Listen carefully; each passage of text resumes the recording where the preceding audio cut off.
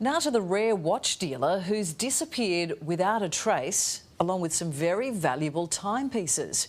Collectors who left their watches with Ian Tillman for safekeeping are now hundreds of thousands of dollars out of pocket, and the hunt is on to find him before time runs out.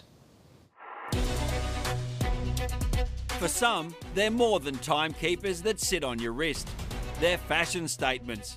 They're collector's items, they're investments. Some of these watches are rarer than diamonds.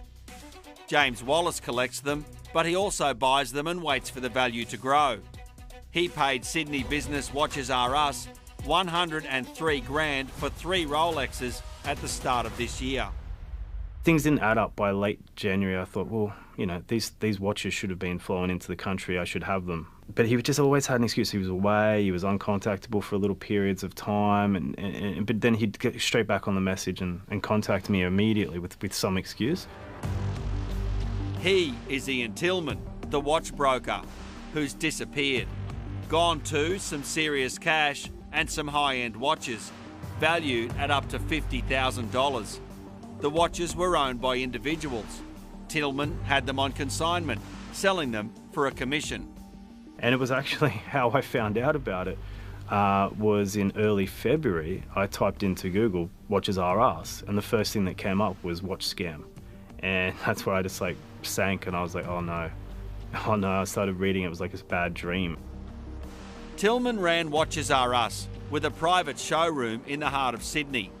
This alleged victim, who asked not to be identified, handed over his rare timepiece in 2019 to Tillman. It was a D Bethune, which was individually numbered. At first, I went in with him with another watch. He gave me cash for that. In fact, I sold 2 watches through Watches R Us. When it came to D Bethune, we realised that it was rare. There wasn't a big market for it because they're a relatively small brand, and so it could take a couple of years to sell. So rather than give me cash, he said, we'll put it on consignment.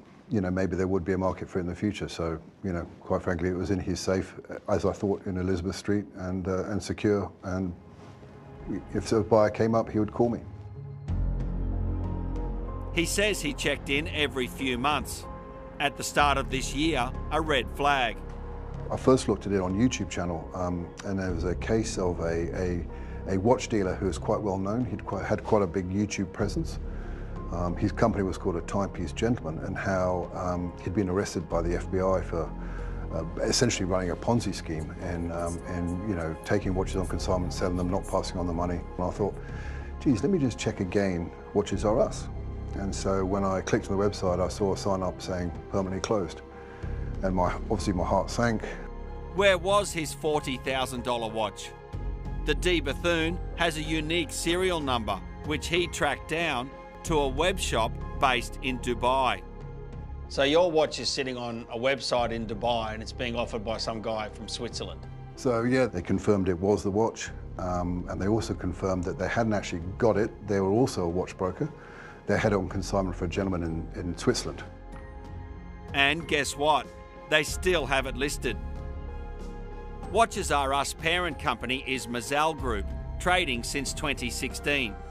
Ian Tillman was the front man, but he ceased as a company director on February 7 this year. It went into liquidation 9 days later, on February 16. The liquidator's report showed $68,000 left in the company bank account, which was immediately frozen. And it says more than $1.2 million were transferred to various people immediately before liquidation, including almost $52,000 to Tillman himself. We know of up to 14 people who say they're severely out of pocket because of Watches R Us. Some have complained to police and other authorities. We've made extensive inquiries right across Sydney looking for Ian Tillman, including here, where the business was based in the CBD, but like his customers' cash and watches, he's vanished. There are some people that have been saving up for years on end to be able to afford their dream watch, and it's all blown up in smoke because of how they've been treated by Watches R Us. Adam Gleeser is a consumer advocate representing the ticked-off customers. There's one guy that paid over $40,000 in cash because that was the form of payment that Watches R Us preferred and asked them for? Do the right thing. Watches R Us. How can you actually live with the fact that there are so many people out there that paid a significant amount of money, trusted you for a watch, and you've treated them like this? It's a disgrace.